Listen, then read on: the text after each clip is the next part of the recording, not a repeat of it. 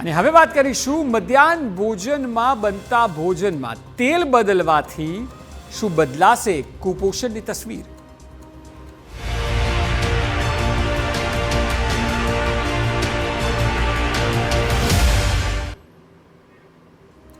કુપોષણને દૂર કરવા રાજ્ય સરકારે એક મોટી જાહેરાત કરી. જાહેરાત મુજબ મધ્યાહન ભોજનમાં કપાસિયા તેલને બદલે સિંગ તેલનો ઉપયોગ થશે. શિક્ષણ પ્રધાન દ્વારા ગૃહમાં આ અંગે જાહેરાત કરવામાં આવી છે. સવાલ એ છે કે શું તેલ બદલવાથી સ્થિતિ બદલાશે? શું કહે છે ડાયટિશિયન્સ અને એક્સપર્ટ્સ? આવો જોઈએ.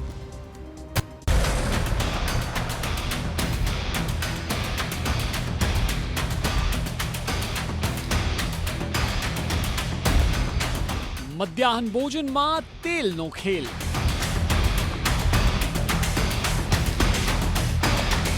હવે કપાસિયાને બદલે સિંગ તેલ.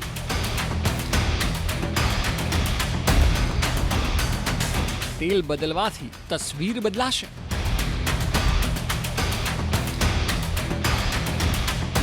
રાજ્યમાં કુપોષણ ખૂબ મોટો પ્રશ્ન છે અને તે પણ આજકાલનો નહીં પરંતુ અનેક વર્ષોથી આ સમસ્યા બાળકોમાં ખાસ જોવા મળે છે.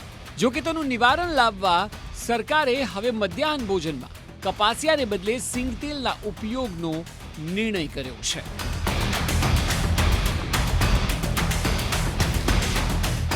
સરકારે અંગેની જાહેરાત ગૃહમાં કરી છે.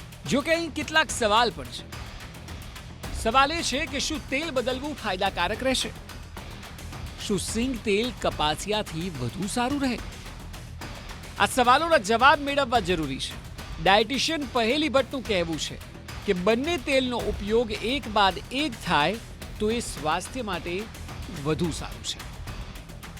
સરકારે જે નિર્ણય લીધો છે તે બહુ જ પ્રોપર છે, પણ હું એમ કહેવા માંગીશ કે જો કપાસિયા તેલ યુઝ કરો કે સિંગ તેલ, તેને આપણે હંમેશા રોટેશનમાં યુઝ કરવું જોઈએ અને આની સાથે સાથે આપણે મકાઈ, સનફ્લાવર જેવા ઓઇલ્સ પણ ઉપયોગ કરવા જોઈએ.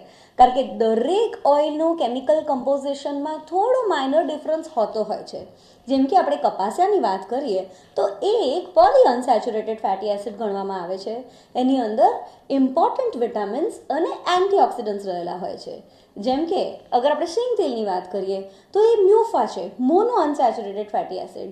જ્યારે આપણે વધુ કુકિંગ કાં તો ડીપ ફ્રાઈંગ જેવી વસ્તુઓ કરવી હોય ત્યારે આપણે સિંગ તેલ યુઝ કરવું હિતાવહ છે. તો અગર આપણે દરેક તેલને રોટેશનમાં યુઝ કરીશું અને એવું જ ફૂડ બાળકોને ખવડાવીશું તો એ લોકો માટે ખૂબ હિતાવહ સાબિત થશે એવું મારું મંતવ્ય છે. સાંભળ્યું? તેઓનું કહેવું છે કે તમામ તેલનો ઓલ્ટરનેટ એટલે એક બાદ એક ઉપયોગ થવો જરૂરી છે. અન્ય એક ડાયટિશિયનનું પણ કહેવું છે કે તેલ બદલાતા રહેવા જોઈએ. જો કે તેનાથી ફાયદો શું થાય હવે તે સાંભળો. हर महीना या हर 2 महीने में अपने तेल को बदलते रहें तो हमारा शरीर हर जो ऑयल आता है हमारे घर में उससे यूज टू रहेगा और वो हमारी बॉडी के लिए ज़्यादा अच्छा रहेगा और बॉडी में जितने ऑर्गन्स हैं जैसे कि हार्ट प्रॉब्लम है या लिवर के प्रॉब्लम है वो रिड्यूस होंगे. જો કે અન્ય એક ડાયટિશિયનનું કહેવું છે કે સિંગ તેલ એ પ્રમાણમાં વધુ સારું હોય છે અને તેના કેટલાક ખાસ કારણો પણ છે. તેઓ કારણ જણાવી રહ્યા છે, જરા ધ્યાનથી સાંભળો. સિંગ તેલ કપાસિયા તેલ કરતાં વધુ સારું છે કારણ કે તેમાં વધુ મોનો અનસેચ્યુરેટેડ ફેટી એસિડ્સ હોય છે જે લિપિડ પ્રોફાઇલમાં સુધારો કરે છે અને હૃદયના આરોગ્ય માટે ફાયદાકારક છે. આ ઉપરાંત સિંગ તેલમાં વિટામિન E જેવા શક્તિશાળી એન્ટીઓક્સિડન્ટ હોય છે જે ઓક્સિડેટિવ તણાવ અને ઇન્ફ્લામેશનને ઓછું કરવામાં મદદ કરે છે. બીજી તરફ કપાસિયા તેલમાં ઓમેગા-6 ફેટી એસિડનું પ્રમાણ વધુ હોય છે જે શરીરમાં ઇન્ફ્લામેશન વધારી શકે છે અને તેમાં અમુક નેચરલ ટોક્સિન્સ હોય છે જે લીવર અને પ્રજનન તંત્ર પર નકારાત્મક અસર કરી શકે. આ કારણથી સરકારે નિર્ણય લીધો છે કે કપાસિયા તેલની કરતાં સિંગ તેલ વાપરાવું વધારે સારું છે. ત્રણે ત્રણ ડાયટિશિયન નિર્ણયને ચોક્કસ આવકારી રહ્યા છે, પરંતુ મોટે ભાગે એવું માનવું છે કે તમામ તેલ ઓલ્ટરનેટ એટલે કે સમયાંતરે બદલાતા રહેવા જોઈએ અને જો આમ થાય તો બાળકોના સ્વાસ્થ્ય માટે એ વધુ સારું છે અને સરવાળે પરિણામ એ આવે કે કુપોષણને ઓછું કરવામાં મોટો ફાયદો હાંસિલ કરી શકાય તેમ છે. હવે જોવું રહ્યું કે જાહેરાત બાદ ખરેખર આ બાબતનું અનુકરણ ક્યારે અને કેટલા વહેલા થાય છે. અમદાવાદથી જિગ્નેશ પટેલ સાથે બ્યુરો રિપોર્ટ TV9. તો તેલ બદલવાના નિર્ણય પર અલગ અલગ ડાયટિશિયનનો અલગ અલગ મત જોવા મળી રહ્યો છે, પરંતુ હવે આપણે બતાવીએ કે આખરે આ નિર્ણય કેમ લેવાયો છે. કારણ કે કુપોષિત બાળકોના આંકડા જે છે વિધાનસભામાં રજૂ કરાયા તે આપ જુઓ, 10 જિલ્લાઓ એવા છે કે જેમાં કુલ 1,73,000 બાળકો કુપોષણનો શિકાર છે તેવું સરકારનું ખુદનું માનવું છે. એટલે આ ઓફિશિયલ સરકાર તરફથી રજૂ કરાયેલા આંકડા છે, જેમાં લગભગ 2.5 લાખ બાળકો માત્ર 10 જિલ્લાઓમાં એવા છે કે જે કુપોષણનો શિકાર છે. એમાં જો ઉત્તર ગુજરાતમાં ખાસ કરીને પાટણ અને સાબરકાંઠા 2 જિલ્લાઓ આપને જોવા મળશે, જેમાં સંખ્યાની વાત કરીએ તો 21,742 પાટણમાં અને સાબરકાંઠામાં પણ 21,742ના આંકડા, એટલે બંને જગ્યાએ સરખા આંકડા કુપોષિત બાળકોના સરકાર દ્વારા રજૂ કરવામાં આવે છે.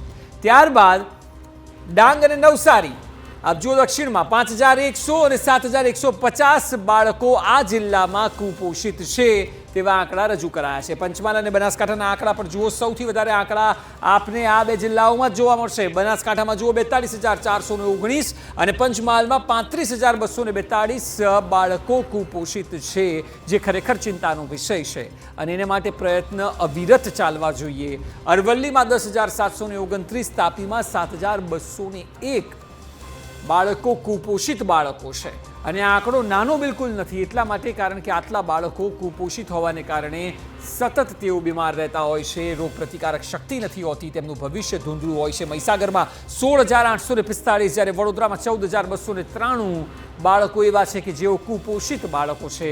આંકડાઓ ચિંતાજનક છે અને રાજ્યમાં દર વર્ષે આ પ્રકારે આંકડા રજૂ કરવામાં આવે છે, પરંતુ ત્યારબાદ શું માત્ર તેલ બદલી દેવાથી સ્થિતિ બદલાઈ જશે? જોવું રહ્યું કે આગળના સમયમાં સરકાર કોન્ક્રીટ કહી શકાય તેવા કેટલા પગલાં લે છે. તો આ સાથે જ બુલેટિનમાં હાલ બસ આટલું જ. નમસ્કાર.